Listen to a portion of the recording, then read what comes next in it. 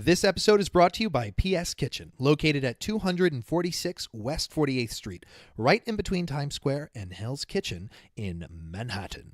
PS Kitchen is dishing out sophisticated fare using fresh ingredients.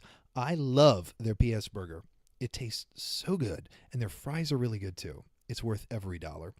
PS has signature cocktails, a late-night menu, and a full event space upstairs, which I actually get to record some of these podcast episodes in. So check it out, ps-kitchen.com. They also serve brunch, which is as good as dinner, I imagine. I haven't had it yet, but I'm going to have to check it out real soon. And if all of this doesn't sound amazing enough already, they're open for lunch, brunch, and dinner until 11 p.m. Sunday to Wednesday and until 2 a.m. Thursday, Friday, and Saturday. It's plant-based, and all profits go to charity. And the owners are really nice, too. So check them out, ps-kitchen.com. Good morning, Vietnam! But it ain't about how hard you hit. It's about how hard you can get hit and keep moving forward. To infinity and beyond! Some people without brains do an awful lot of talking, don't they? It's classified. You talking to me? I could tell you, but then I'd have to kill you. I can't lie! Expecto Patronum! Entertainment X. You never know what you're gonna get. Hey guys, we're back with another episode of Entertainment X. This episode is really, really cool. I sit down with Townsend Teague. He wears many hats. We touch on a few of them. He's been an early investor in Today Tix, Production Pro, which is this awesome cloud application they use for productions. Say, for instance, they're working on a Hamilton here in New York City, and they want to send costume plots and edits and directorial things via the cloud over to London.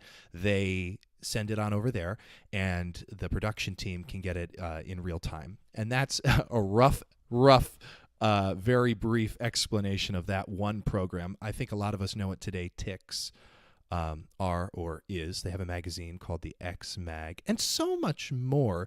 He discusses a lot about the future of Broadway. We talk about movies and how they're making a mainstay here on the Great White Way, and we discuss his childhood, conversations had with his parents and what he got to witness from their work ethics and their lessons on kindness, and so much more. I feel like this intro could be 10 minutes long with the amount of quality information we talked about. So without further ado, I give you Townsend Teague. We are back, and today with me is Townsend Teague. Townsend, thanks for doing this, man. Hey, man, how's it going? Great to see you. It's great. And we were talking about the weather before we began. I'm so about this. Yeah, there's nothing else to talk about now that we've gotten to the weather. I mean, seriously, now that it's going to be 80 degrees, I'm jazzed over it. So let's set the tone for our listeners. We're in a coffee shop in are. Midtown Manhattan. Yes. Right off Times Square. Mm-hmm. There's people around us. Which explains why. So we're going to give you our best NPR or SNL voices here. Oh, 100%. Yeah. It was funny because when you came in, you were like, oh, now it makes sense. I'm like, oh, the whisper makes sense now. We are hanging out with people. Yeah, we are. This is the best part about New York. You do this stuff everywhere. So I was introduced to you, funny enough, from my friend Patrick Bishop. Yeah, that's right. You know Patrick Bishop. Yeah, we've sat down. Okay, great. Yeah. Okay, so I don't have to make the rest of that explanation there. He's a good guy. We did Disney together. Nice. We worked together for cruise ship. A year. What'd you do? Yeah. Okay. We were performing on the ship. All right. It was fun. Yeah. How long? It was 6 months on the ship, 2 months rehearsal. Awesome, In fantastic. Toronto and then the Caribbean. So it was That's rehearsal not in bad. Toronto. Not a bad gig. Yeah. It was sweet. Anyway, so let's jump back here to the beginning of time for you. We're 16 years into your life. Going back to high school, because I did some homework listening to a previous podcast you had been on. And I want to talk about clubs that you were part of, things that piqued your interest in high school. Sure. Clubs.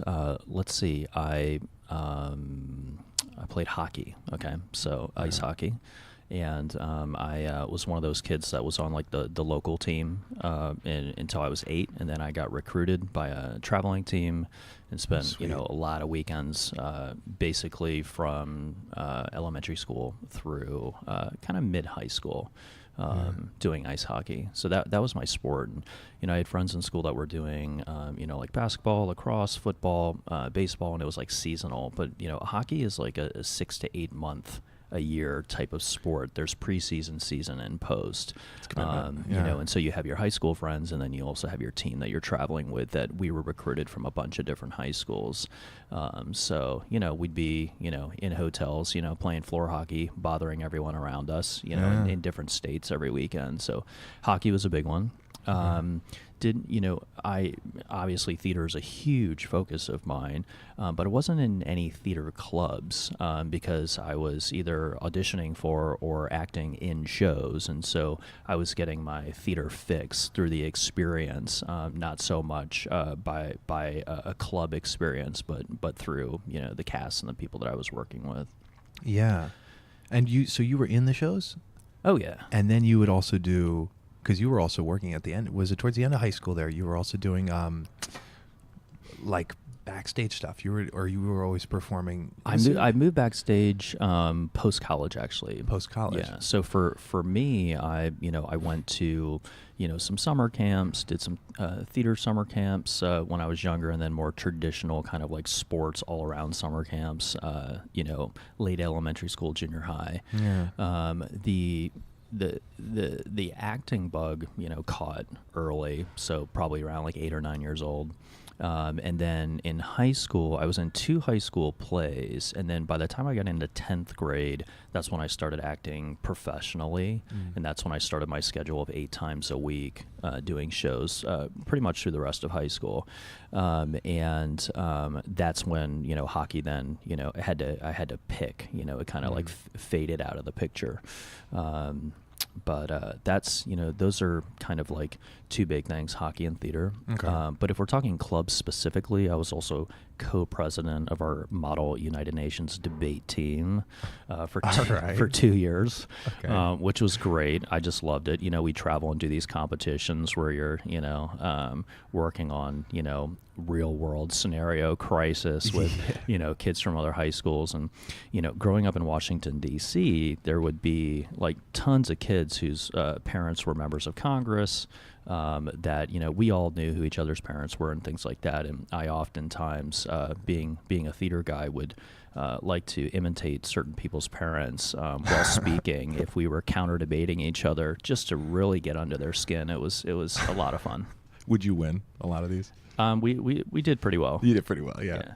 There was I was talking to Jerry Mack the other day, and he did a public speaking in high school, and it was like people in theater particularly good at public speaking, and some of them are pretty good at it. You're talking about Jerry McIntyre? Yeah, Jerry McIntyre, and he would knock it out of the park just because he can talk forever. Well, yeah, the mayor of Broadway, as they call him. Yeah, that's a pretty fitting title, I say. So you grew up in D.C. I did. I grew up in Alexandria, Virginia. It's on the Potomac, right across the river from the city. Okay. Yeah. And I was asking you this beforehand, so we'll see what we could talk about here. But were there any interesting dinner table conversations that came up? All the time. Are there any ones that particularly affected you or that you could share? Tons of them. The details. Tons of them. Okay. Gosh, it's like we don't remember what we said. We just remember how it made us feel. Yeah. I think that's a nice generalization response. How did it make you feel? Intense, hopeful, all of the things that people can experience. Joy, awareness, everything. Did it help you? I don't want to use the word grow up quickly, but did you do a lot of your learning at the dinner table? Yeah, I think, we all have our, when in life do we kind of click on the switch to, being present, having our mind be aware, which also comes with the challenges of self-doubt and all those kinds of things, or what's my purpose, who am I supposed to be, all that kind of stuff. And that happens at different ages. And I look at my nieces and nephews. The oldest one now is 9, and you start to watch the switch turning of kids in class together, and when they start to feel maybe they like a boy or a girl, or there's a team that they want to be on, or something that they're trying to achieve, and you go from the 2-year-old that's smiling to a human being that's processing. And I think that's all of our experience, and that we we have that come into our life at different times. So for me, I think, it came pretty early. You ask about the dinner table. Yeah, some of the conversations were pretty intense. My parents were working in domestic and international policy. My father had worked in Congress, had worked in the White House, was a chief of staff for a congressman for a number of years, had gone into law practice predominantly with a focus on international trade. So that meant he was traveling a lot. And so we would hear a lot about what was going on in the world. And that creates a heightened awareness about, there's a lot of different ways to have a human experience beyond whatever's going on in our neighborhood. So, that for me, it's like, that's, part of who I am. It informs, who I am. And that started pretty early for me. But it also meant, when I went to college in a smaller town, that, seeing the differences of, not only what it means to be an American, but, just, how people are living differently across the country, what their viewpoints are, what they are or maybe are not thinking about, et cetera. Yeah. Did you do a lot of traveling growing up? Mostly in the U.S. I mean, I went on some trips with my dad. My dad and I have traveled together to Latin America several times. I think my first trip down there was into Costa Rica when I was maybe probably like 8. Okay. We've been in Europe. We've been in some countries in the Middle East together, and then I've done trips with siblings and things like that. Yeah. That's so interesting to think that. Because, like, you can become so worldly from living in D.C. and not actually, because everything comes there. I mean, that is, like, the epicenter for world news, policy, what have you, in terms of the government. I mean, you have other epicenters and like really news, that word worldly, like, what does that mean? Is that understanding of other people's cultures and awareness of the world around you, right, other than just like your neighbor. Yeah. So awareness and empathy are two different things, right? And so whereas we can be aware of something, what does that mean to us, and how does that fit into our worldview about who we are and for ourselves and for the people around us. Yeah, because you can be aware and unempathetic, non-empathetic. Absolutely. Not care. What did your parents teach you about work ethic? So, a hard one to keep up with is my dad. I don't know where this comes from, but he only needs like 4 hours of sleep a night. God bless him. And so, I think to myself, we the work week of Monday through Friday and then Saturday, and when you have 4 kids, everybody has an activity. In ice hockey, which I mentioned before, my Saturday morning practices usually started at 5:30 in the morning, and my dad would always take me to practice. And so, he's working long hours, and then he's taking me to practice. But I had this funny image, of my dad always, in the car with a big legal pad. He had a car phone, so he would be on calls always, and it was hilarious because he would get off the calls to be swearing about somebody or things like this, and we'd be at a stoplight and he'd be writing, or we'd be driving down the road and he'd be steering with his knee while he's writing notes for his call. Just always working. Always working. So you look at that when you ask what did you learn about those types of things, you just go, wow, it does not stop. Yeah. So there was no I'm home from work, it's it's all just happening all the time. It's really funny to think about. Man, yeah, that must create an intense drive. I mean, because you really it's so fast paced when you're working through the weekends and everything. It just kind of totally ramps it up. Totally. Because my mother was a teacher, my dad was a civil engineer, and they come home, Monday and Saturday and Sunday. We're chill. There's some papers to grade. So that's crazy that. Yeah. How about kindness? What did they teach you on kindness? Or where did that come about for you? So I guess, one thing I'll say is that I think I am a middle blend of both of my parents. I mentioned my dad's an attorney. There's a lot of, these are the facts, black and white, things like that.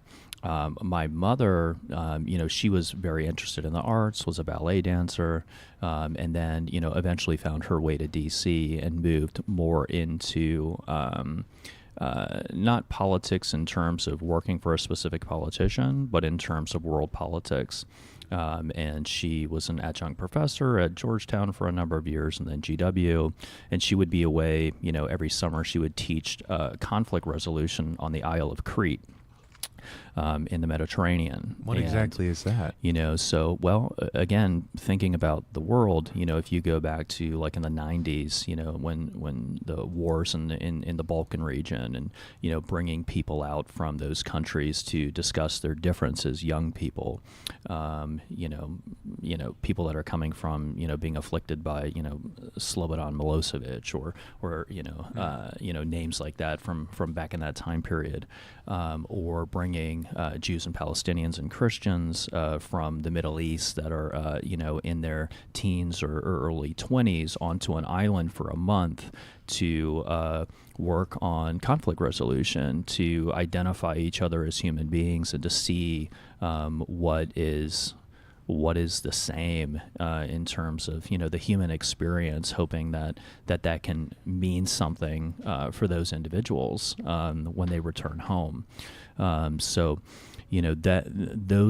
was cycling through the house, at all of my young life and in my early adult life. And what that translated to for me with your kindness question is seeing that both of my parents were pursuing careers where they were giving of their time to work towards the betterment of other people.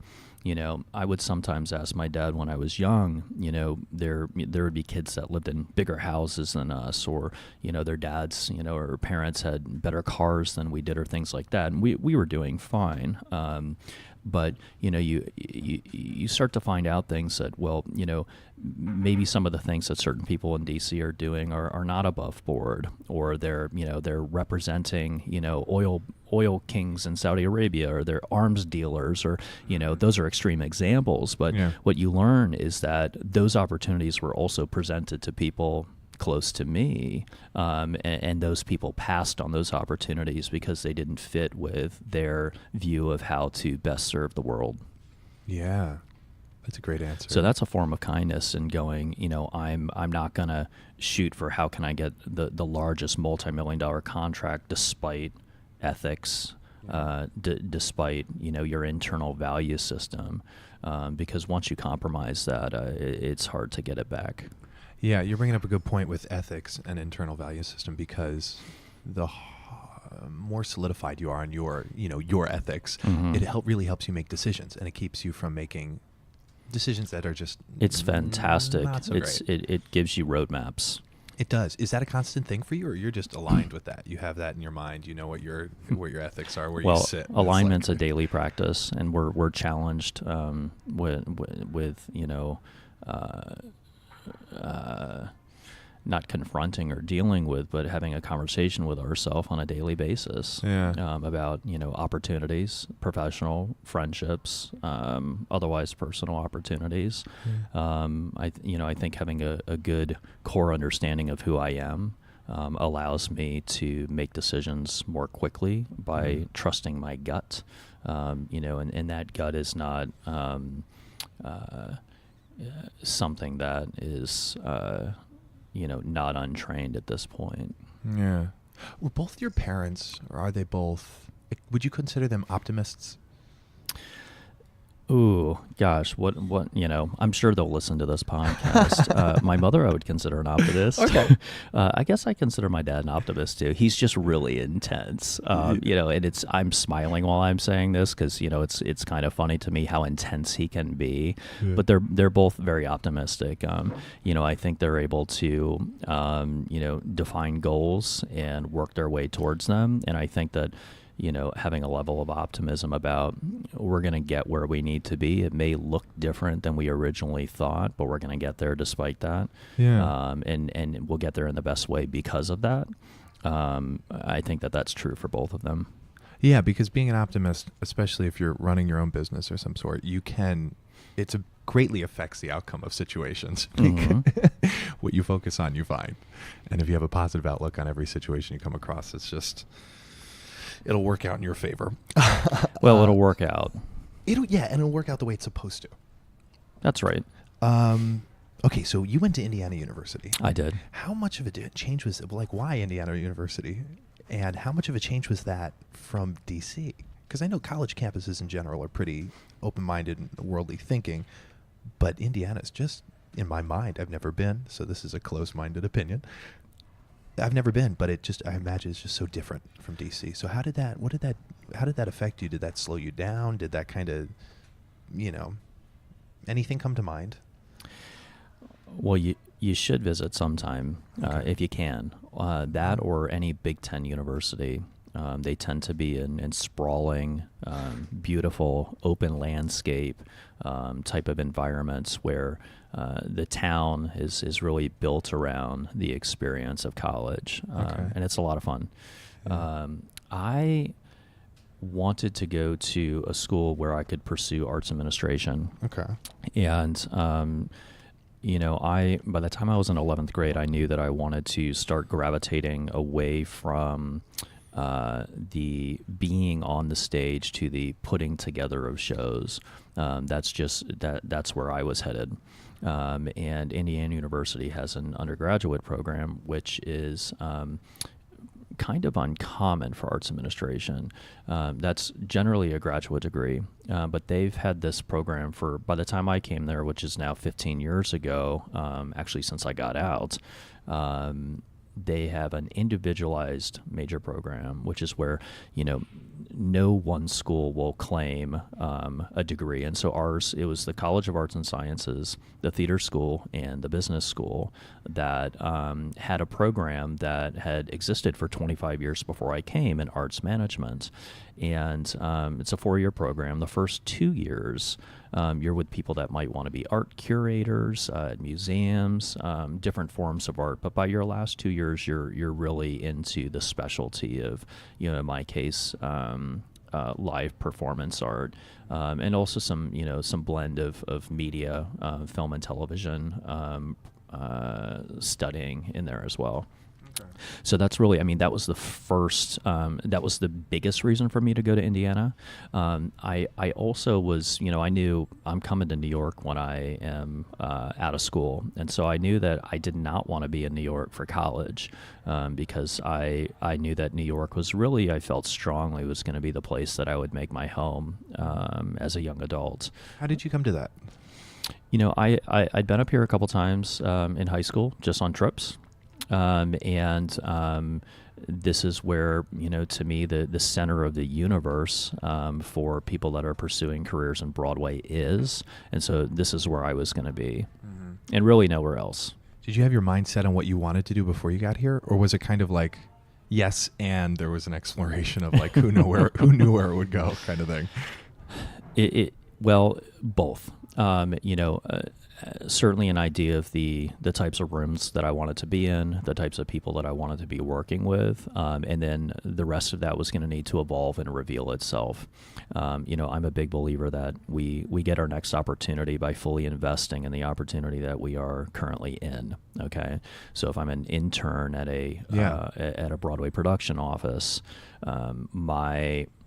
my focus is to be present in that experience and to do good work, and hopefully, knock on wood, that work will be recognized as something that should be given an additional opportunity after that internship. And that's really been how my experience has been. I've been fortunate in that, really, I think, after college, I created a resume. 2003, 2004, I created a resume, and I keep track of my career history, but I haven't been asked for a resume since maybe my second job out of college, because you build a community, you do the work, and then through word of mouth, and specifically pursuing opportunities that interest me, you open the next door and walk through it. Yeah, because it comes down to relationships, and it is a small community. Dude, is that something you came about during your internship? Like you were there working, and you kind of realized, like, oh, this is a community. This is a small community. It's going to be all about relationships, or was it kind of just like a no-brainer? There are no-brainers. Okay. In theater And- or in life? Well, I'll speak specifically to the Broadway industry that there are a number of different participants. If we were doing a case study, we call them stakeholders. That have different reasons for working and participating or being around the Broadway experience. Certainly, I think most of us begin that experience as consumers. Sitting, attending shows, and being drawn towards that experience of storytelling. Right. One of the hardest things when we talk about was it a no-brainer is how do you go from loving something and then turning it into a job? That's a hard transition. That's a journey. Why? I think that probably the closest comparison would be athletes, professional athletes, to people that are in our business, that you love something and you do it for sport because you love it. But when you decide to flip a switch and make a career to pay your bills based off that career, it changes things, right? Yeah. And the theater is no different. That I think that when you're doing shows, it's not uncommon that people bring you flowers and there's opening night parties and it's really exciting. But there's also an enormous amount of in between, and in that in between, we're thinking about how much and how far am I willing to go in order to experience what it can be to have a life in the arts. So for me, I think, I'll try to get through this little portion as quickly as I can, but all of our lives, things are very set out for us in terms of, though we may not know where we will ultimately head, the chronology of elementary school to junior high to high school to college, people saying, what do you want to be when you grow up? What do you want to be when you grow up? Well, at a certain point, you get out in your little life raft and you go out into the world and you say, where are all the people asking me, what do I want to be when I grow up? Yeah. And the thing is you work and train your mind in asking yourself that question. That really becomes a question that we visit on a daily basis with ourselves. What do I want to be when I grow up? Now, I'm 37 years old, and I still ask myself that question, and I hope to ask myself that question all of my life, because I'm pursuing something that, I think requires that attention and not ever feeling like I'm on autopilot. Yeah. So, for me, going back to your question about did I just, see this community? Community is an interesting word. Broadway is a commercial theater business. And so do I see the community? Yes. There is the community. I also see the very high stakes pressure business of what it is to be in a startup culture that never ends. So imagine yourself having an idea for a company, and you're going to work on the company for 2 years. You are going to go through all these experiences of talking to people about what your idea is. Eventually, some people will gravitate towards it. You'll get a community of people behind you, and you'll take it to market, and then we'll see what happens. Well, if that company is successful, you then move forward with the single company, and you'll layer in things around it based on whatever your needs are. In the Broadway industry, if you're working for a general manager or you're a career producer that is producing full time, you are taking shows, which is taking companies to market at all times in various stages of that cycle. And so that describing dad working around the clock, on the phone and writing, and driving with his knee, in the Broadway industry, we say,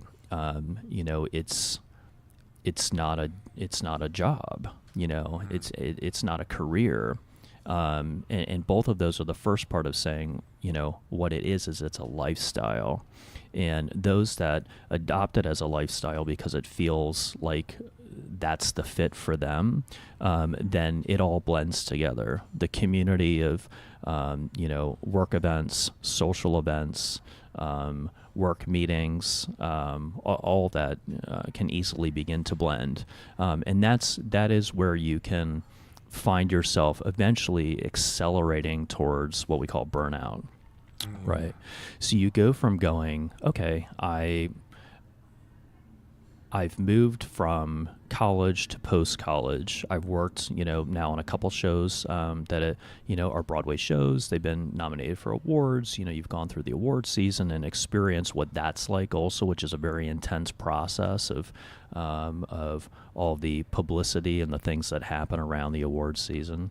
And eventually you go, okay, now what, right? So, I think that just as companies can plateau, individuals plateau, one and the same, and we go, okay, I've gotten to my benchmarks, the things that I thought I wanted to be. The intern becomes the production assistant. The production assistant becomes the assistant to the company manager. The assistant to the company manager becomes the assistant company manager, who becomes the associate company manager, who becomes the company manager, who becomes the general manager. At that point, fast forward, and I've now taken you through me from internship to 2013, you go, okay. Now what? Yeah. As President Bartlett used to say on the West Wing, what's next? Yeah. That's a good time to, revisit that conversation with ourselves about what is next. Is that where Today Ticks came into play? Oh gosh, I mean that's. Am I jumping around? Yeah, you're jumping around. I mean, Okay. we it's part of the blend of what's next. Absolutely. Yeah. But the what next for me, I think, my generation. I'm 37, and my first job. It's a badge of honor when you're handed a BlackBerry. Okay. Yeah. This is Okay. pre-iPhone. Yeah. So you're handed a BlackBerry, and it's like, yeah, I'm one of the cool kids because I have a BlackBerry. I have a personal phone and a BlackBerry, which, by the way, is totally annoying to have two phones in your pocket. True. And every morning from your first job when you wake up, there's a little red light that's blinking that says, the day has begun. There are messages and things to do in your inbox. Be anxious. Be anxious. Have anxiety. That's what the red light means. That's what the red light means. Yeah. And the reason it says to be anxious and have anxiety is what happens is that we flip a switch where when we walk into the office, we don't begin our day. When we walk into the office, we are now expected to be up to speed on the day. We've read the emails that are in our inbox. We have our to-do list about whatever needs to be done at the front of the list. And so that process begins much earlier. It continues through the day and then also goes into the night right before we go to bed. Yeah. So what does that mean? I think that it accelerates burnout, because our generation, it's like John Mayer writing about like a quarter life crisis instead of a, your halfway point crisis. And that song now that's an old song now. It's over 10 years old, but it still stands true. For me, a rhythm that I've experienced is the coming in and out of New York City for work, and how that makes me think about the purpose of Manhattan, the community that is building shows in Manhattan that eventually, export out into the United States and the world, and to get out into those cities. So for me, my first internship, by the time I was done with my internship, I had negotiated with that office to come back the next summer, while also then negotiating with that office to go on tour for my first fall semester of the next school year. My college gave me credit for doing that. Oh, sweet. And then by the time that was done, I had negotiated to come back and be in another experience with that office. And so that allowed me, before I graduated college, to, tech a Broadway show, go out of town with a Broadway show, open it out of town, travel with it, then go, meet up with a Broadway show with major stars that's, in Los Angeles, and get, some of those little bits of real world experience about what's happening with the New York stuff going out of the city. And then I was back in New York for 2004 through 2006.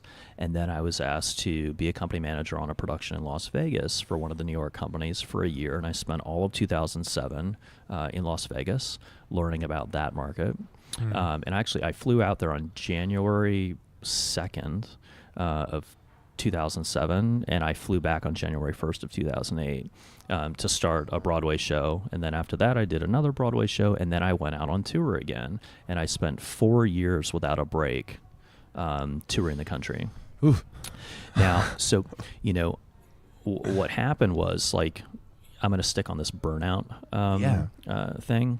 At that point, I'm now, I'm saving money aggressively, very specifically. I had a plan for myself that I was only allowed to live off of my per diem, and per diem is money that a production company gives you when you're traveling to do one of two things. One is just for meal expenses, and the company pays for your hotel, or they give you a larger amount of money and you pay for your hotel and your meal expenses, which gives you some options.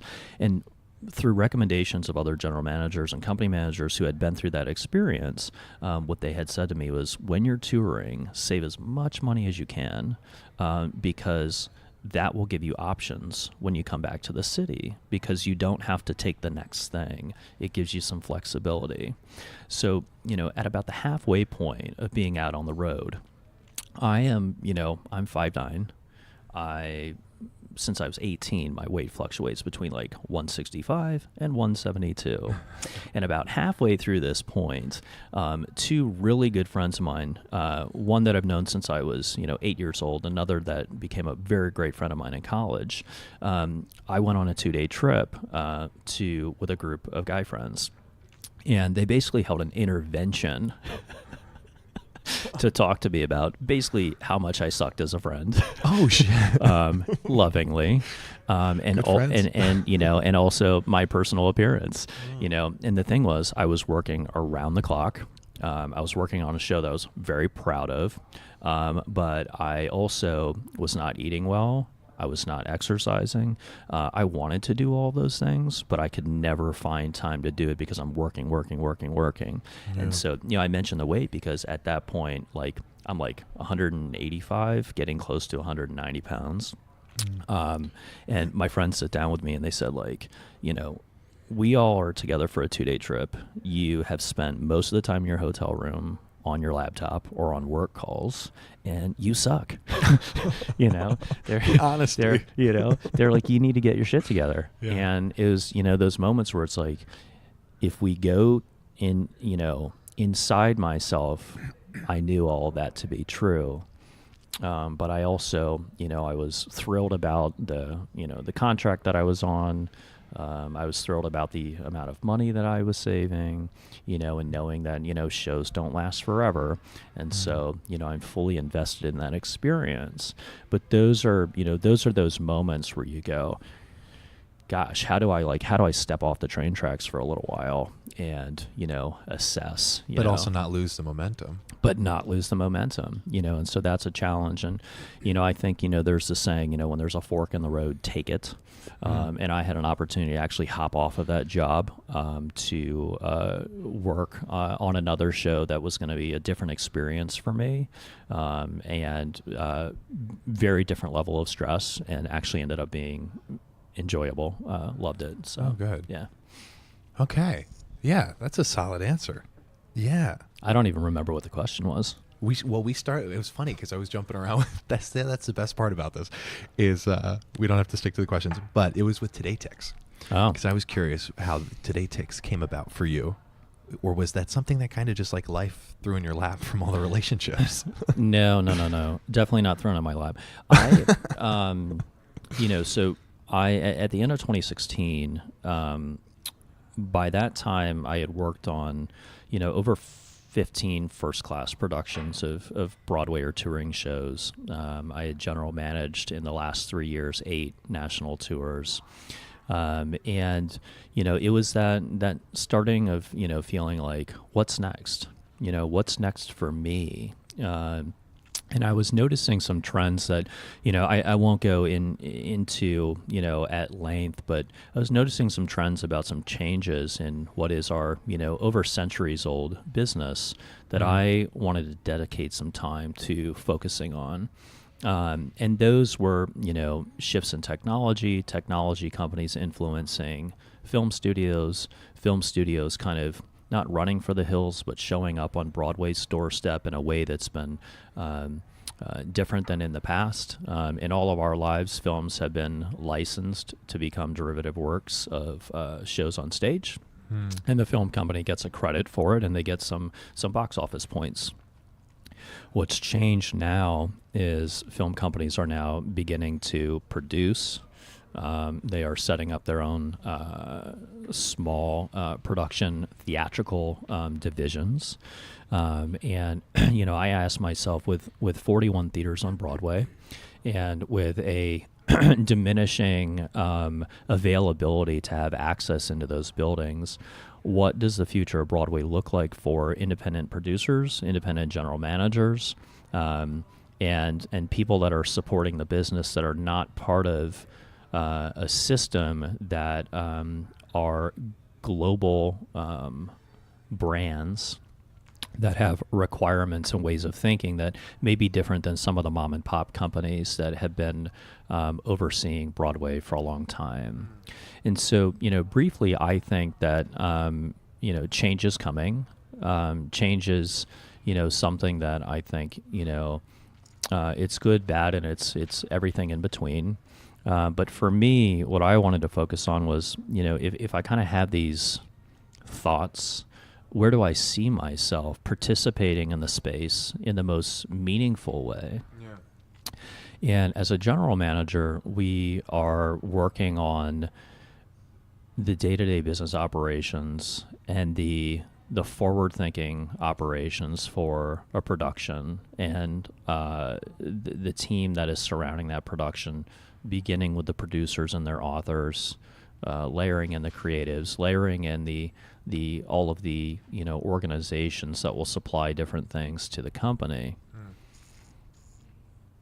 And losing my train of thought a little bit. I wanted to jump in here with the film companies, because you're saying the film companies are creating theatrical experiences now, and I noticed that's a big trend. And maybe this can tie into the next question of your forward way of thinking. Yeah. So, Disney Theatrical has most of the staff that they have for other producers is outsourced, but for Disney Theatrical, they're full-time in-house, okay? And, to me, I think that, and I may be wrong, but that organizations that exist today that are smaller, some will be acquired. Mm-hmm. Some people will go in-house to work for these organizations, and others will just fold, and that's the natural progression of many industries, and we're not immune to that. I think the independent producer will likely have opportunities from time to time to bring star-driven plays to Broadway, or access to revivals. But a lot of the new work that's commercial, and I mean commercial Broadway. So this is not in any way talking about all the other wonderful theater that plays in venues that are outside of Times Square. I don't see that pipeline changing. But for those of us that are working on the Broadway shows, that's something that I want to pay attention to. So I just want to clarify something. Are you saying like shows like Hanson, Hamilton, Wicked are all going to start to be like a conglomerate kind of in-house thing? Or are you talking like Mean Girls, Wonka, those are within those theater, like movie houses? Or is it both? Well, I think Or am I missing your point? You're not missing the point. I think what we're talking about is access. We're not talking about, no one can take away a group of people sitting around a piano and creating a show. Yeah. What we're talking about is access to specific buildings in New York City to put up those shows. Right. Yeah. And so as shows are running longer and longer, yeah, they are. then there's less availability. Yeah. Now, the film studios, I believe, are not going to create entirely new productions that are born of thin air. I don't see that happening in the near future. What they are doing is they're looking through their film vaults and asking themselves, what are some titles that might make good stage work? Yeah. The reason that you do that is they have secured some sort of rights for derivative works. We call those underlying rights to the film itself. Now, it can be complicated. I'm simplifying this, but Which is probably for the best. they're looking for things that they have existing IP, intellectual property, that they control the underlying rights, so that they can pursue that opportunity as the company sees fit. Yeah. And so I've gone around and interviewed a lot of the people that are being hired by the film studios to work with the Broadway community to say, you mentioned Willy Wonka or something like that.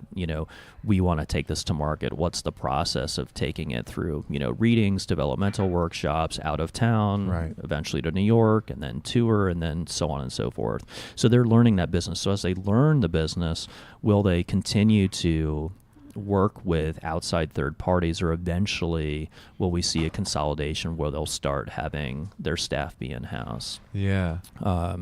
So, I think that there's room and opportunity for everyone. I think the Hamiltons and the Dear Evan Hansons will still find their way to the stage. But again, as I previously said, I think that there's a growing consensus that the access to the 41 theaters on Broadway will become more challenging. Interesting. Yeah, it baffled my mind when I found out most of the theaters were owned by like 2 or 3 different groups. I was like, oh. Yeah, there are 3 groups that own the majority of them. Yeah.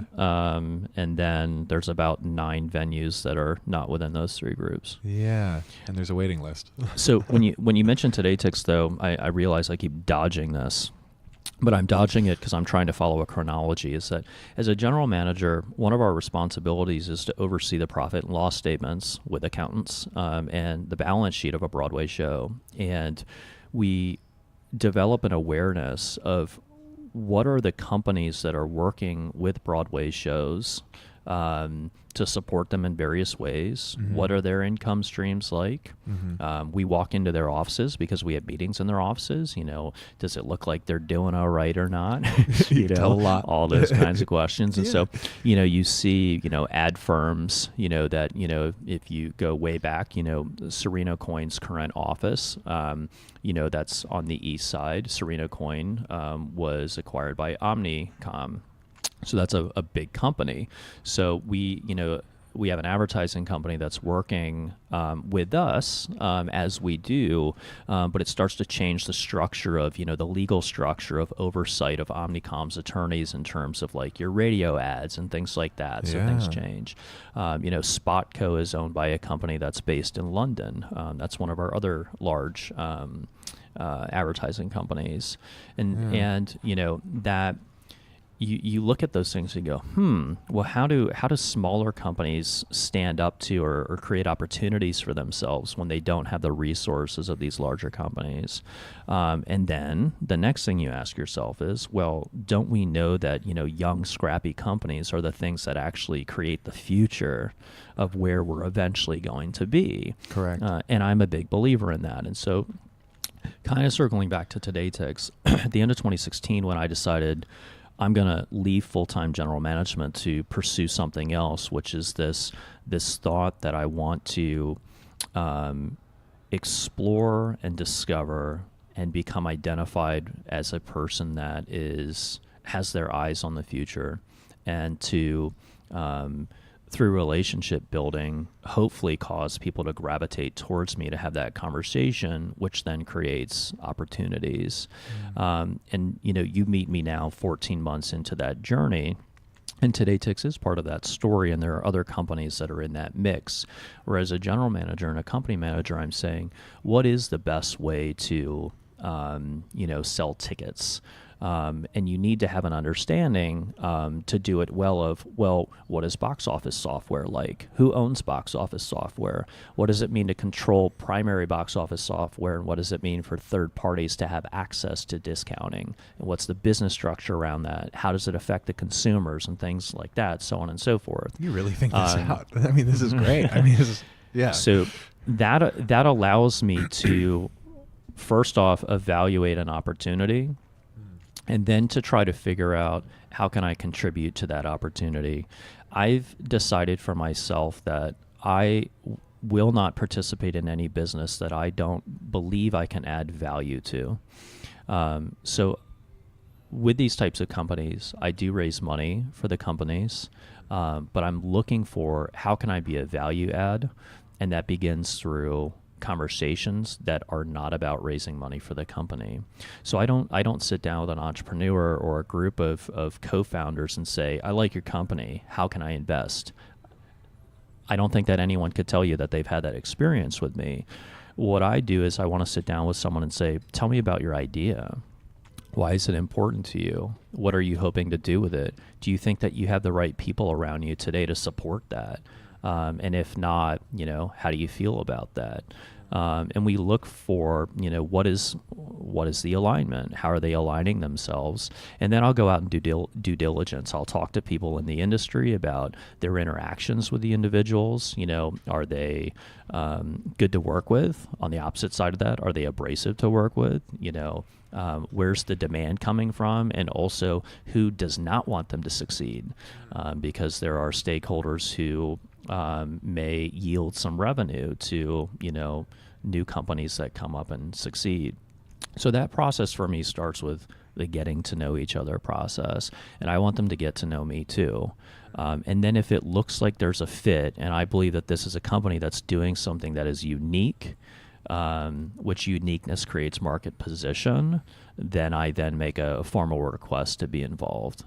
Yeah. Where does your awareness come from? You seem so aware.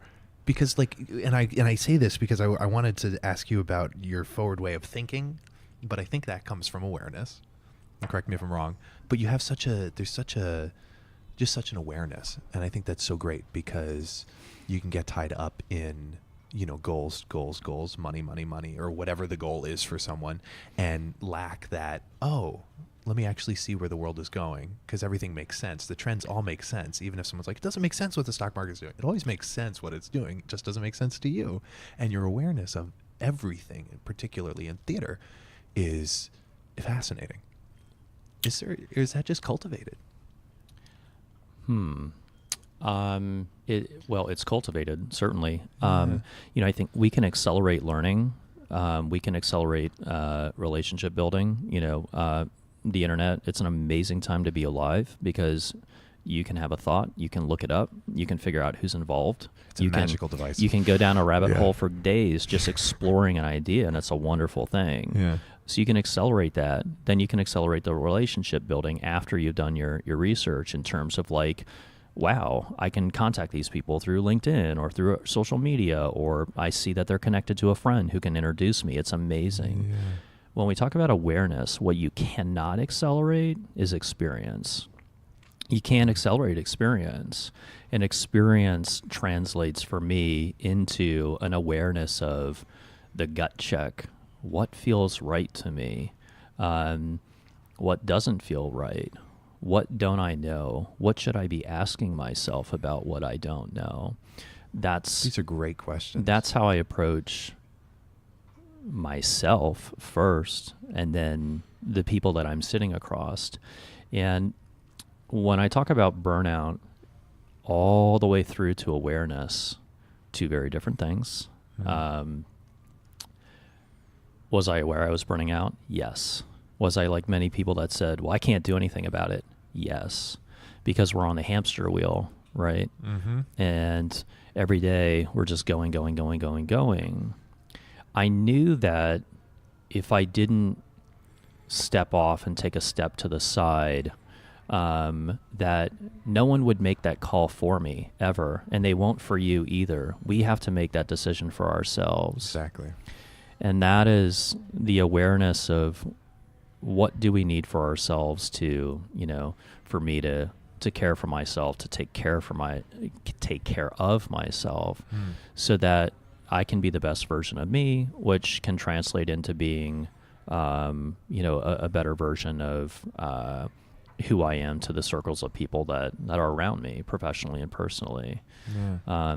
So awareness for me, there are several books that I can reference. Yeah, we There's- can actually get into that now. So if you have, Cool. please list away because we are coming up on our end. No worries. I have, kind of a daily rhythm that, again, it's like you have to create that rhythm for yourself. And I realize, it is super hard when I'm managing a show. I am beholden to the agenda, and I am hyper aware that we've announced an opening date, and we're going to open on that date. Come hell So or high water. things need to happen in a certain chronology. And experience teaches you when they are not on track that trouble is coming. And so, for me, I went, well, I'm on that hamster wheel, and in the end of 2016, I said, well, what am I going to do about it? And that began a process for me of really dedicating time to self-discovery, really dedicating time to the conversation I was already having with myself when I had time to actually dedicate to having it on a daily basis. And so, if, we use words like awareness, authenticity, self-love, a lot of these words started, really coming about, or wholehearted. They weren't as common. I never heard these words 10 years ago. You have, people like Brene Brown, her book, I think, a breakout book, The Gift of Imperfection. That's a good starting point for people to be thinking about, who they are, and that, we're all imperfect, and that's okay. Yeah. That's a good starting point. I read that book years ago, but I read 2 different things daily in the morning, and I alternate between them, and I also alternate between my morning routine. Let's hear it, please. Can we hear all of it? Sure. So I'll actually, you'll probably be like, what the hell? But this morning, so I have a lot of different things going on today. I'm with you, and then I'm going to a lunch with someone that is involved with a business that I'm working with, and then I'm going to hit a reset button to refocus. And then I've got a phone call with a team out in California with a company that I'm a founder of, in preparation for a pitch that we're doing to another company tonight, and I'll be hyper focused on that. And then I will release myself from that, and I'm going to have drinks with someone, which will be, kind of the winding down part of the day. So this morning, I just kind of on a piece of paper drew what looks like a line graph of what my day will be like, compartmentalizing it so that I can be present everywhere that I am in the way that I need to be. And so it starts with awakening, and how do I want to be available to you in our conversation? Well, I made a decision this morning that I was not going to check emails before I came here. And that I was not going to check some trade publications that I read every morning, so that my headspace would be available and not already in the day. Okay. So, we're meeting at 11 a.m. So it's late for me to be, putting that off, but it's something that was important to me. I will, be available for this and that lunch. And then prior to my switching focus over to, this team that I'm working with on a company that I'm building, I will give myself probably about 30 minutes to an hour to just release the morning. It'll just completely release. How do you do that? Yeah. So going back to the morning and talking about books, what I do is I usually wake up at about 7, and I won't have coffee until my mind has been awake for an hour. I want to just ease into my day. I know the day's going to ramp up. I'm well aware of it, but I'm going to ease in. And I'm going to read a passage from a book called The Book of Awakening by Mark Nepo, Nepo. Okay. And that has a daily passage with an exercise. And really the purpose of those passages is about being aware of ourselves. That can sound like a simple thing, but it's something that if we really train ourselves in being present, and that the only thing that exists right now is this very moment. Everything that's already happened is behind us, and the future, which is something we can be anxious about, you're chasing a phantom because it hasn't happened yet. And the real things happen in that gray space in between the past and the present, which is the future. And starting by, breathing, and even, if you're in a yoga class and, they tell you, feel your feet, feel your fingers when you're doing the warm down, you can actually do that every day of just breathing and going, I'm alive. So I'll read either a passage from the Book of Awakening, or I'll read something from Eckhart Tolle. Yeah. Okay. So those things, they're in the same kind of theme. But what I like to do is alternate between them. Sometimes I'll read the book for several days. Sometimes I'll read Tolle. Sometimes I will alternate back and forth, and yet other mornings I might just pass. What's important to me is that these are not assignments that I'm beholden to, because when they become a task, then they will change in how my mind views them. And I want to have a healthy relationship with checking in with myself. So, generally, again, I'll wake up at 7, I'll have coffee, and then I'll go down to the gym in my building and I'll do exercise. Or I will just have quiet time in my apartment. I really have found that it's hard to find time to do both. All these, perfectionist things of how to accomplish everything. I say to myself, if I'm going to sit quietly and think, I'm going to give myself permission not to be stressed about the fact that I did not, hit the gym today. And if I hit the gym, I'm not going to overanalyze and say, gosh, you didn't find time to be thoughtful. But all through that, I'm building up towards what will eventually be the beginning of my day. Yeah. And so, for me, what happens is at about, 9 o'clock, I've had breakfast. I've read morning emails. I've read some trade type of stuff. I read Broadway Briefing every morning. I read Fortune Term Sheet. I'm scanning them for keywords for things that I'm interested in, things like that. And then at about 10 o'clock, I then, throw the switch of the morning. It's on. Yeah, it's on. It's go time. Yeah. And I'll do that for, however long that day dictates. And then at the end of the day, I'm going to wind down. So like tonight, I'm going to meet a friend for drinks. And that's when I'll be able to I know I'll have, achieved a lot from that experience of the day today specifically. And I'll go, the pitch to the company, the podcast, the meeting I had over lunch, all those things now are finished. So let's start easing into what will eventually be, bedtime. Yeah. Do you that passage you read in the morning, do you visit that in the middle of the day for the wind down kind of reset button? I tend not to. What I tend to do is I'll either go for a walk. I live 2 blocks from Central Park. I like to, find a path in the woods in the park and just walk. That kind of, clears my headspace. Okay. Or I'll just have a quiet reflection. Okay. And I'm having a conversation with myself. I'll say, I'm, proud of the day I had. I might, kick myself a little bit about something and then come back to myself and say, give yourself permission to let it go, release it. So that I can then, start to think about what tomorrow is going to look like for me. Yeah. Okay.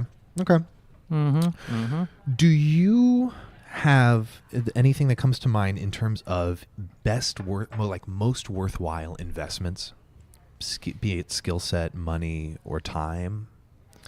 Well, I think the most important investment is in ourself. Yeah, I was going to say, I think you might have already answered that. Yeah, so I don't know, some people I think, and myself included, since I'm mentioning it, it could be what do you mean investment? Do you mean money? Do you mean relationships? Yeah. The better version of ourself, the more authentic version of ourself we can be. What is authenticity? It's the ability to be compassionate, which is caring for other people, and also recognizing what we need for ourselves, right? Yeah. And holding those two things in the balance, which can be sometimes very, very different and far and wide.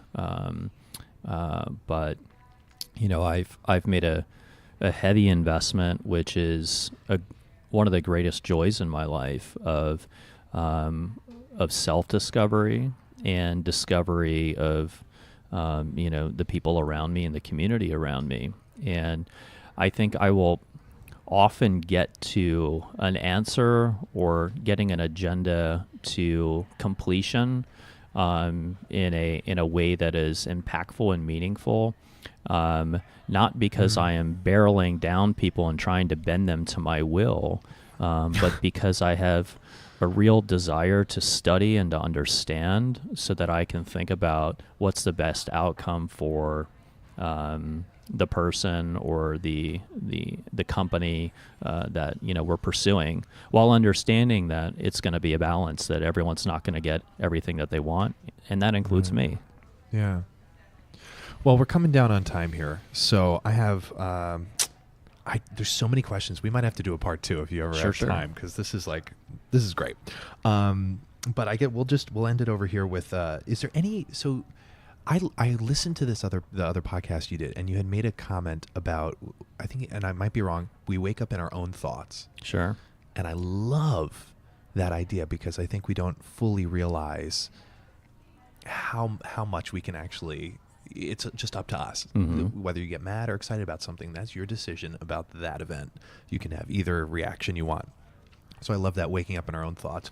But as far as winding down here, do you have any quotes that come to mind, or words or phrases or anything, metaphorically speaking, you could put on a billboard that millions of people could read?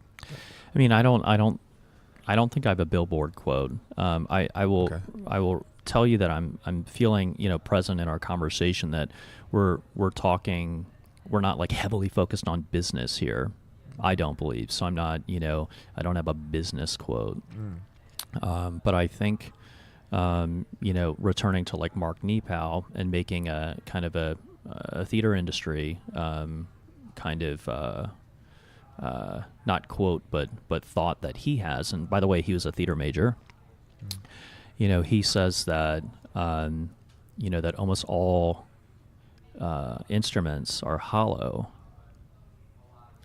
And they can't make music without that, and that it's the hollowing of ourselves, which is understandably difficult and sometimes unbearable, that allows us to make music as people.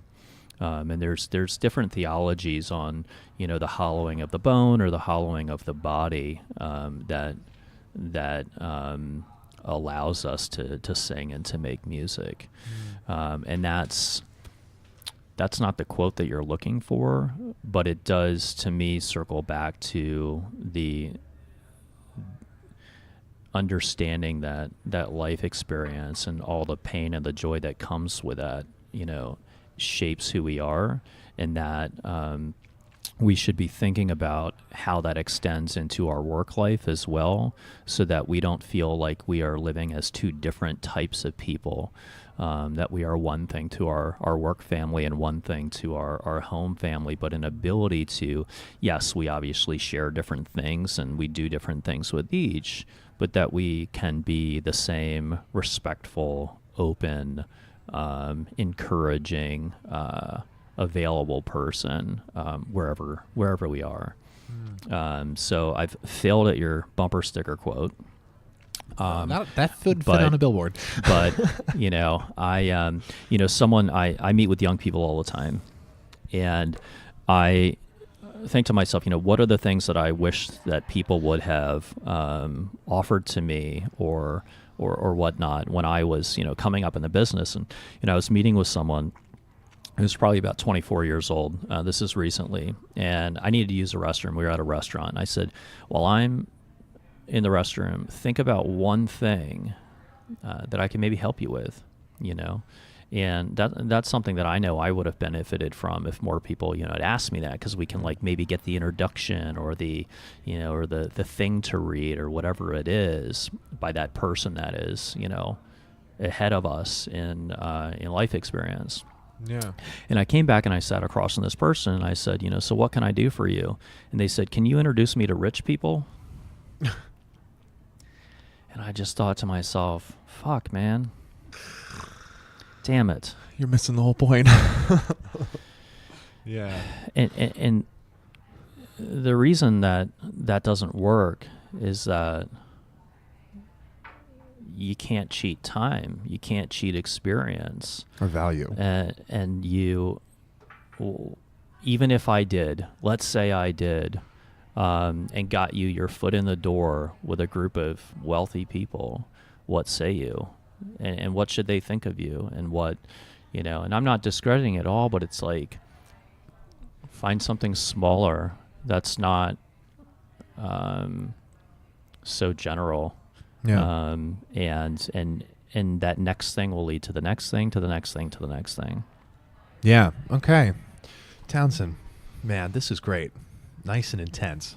It's so funny. Time It flew did not by. feel intense to me at all. It felt, here we are whispering in our coffee shop. Yeah, right. No, I wish we had, that's the thing with all great things. I wish we had more time. So let me do a little plug. So please do it. Yeah. And the plug is an idea. I am focused heavily on the future of Broadway right now, and of products and businesses that will support storytelling going forward. And what that means to me is not that someone has an idea, but that they have an idea that they can't not pursue. It's not a show. It's not a show. I also work on shows, but it's not a show. But it's something that you think can benefit the Broadway community and the experience that ultimately translates to great shows on stage. And so Today Takes works for me because it has an amazing user experience. You can see every single show within their app. And there's a bunch of other reasons as well. And there's other companies that I'm working with for that reason. But, if you're a person that's listening that has had some experience in the business and you think that you have an idea or you're currently working on an idea that could get us to the next level where we need to be in whatever category that is to you, I'd love to sit down and have a conversation with you. I love that. And where can we contact you? So here's the thing. You can just message me on LinkedIn, and I will most likely respond.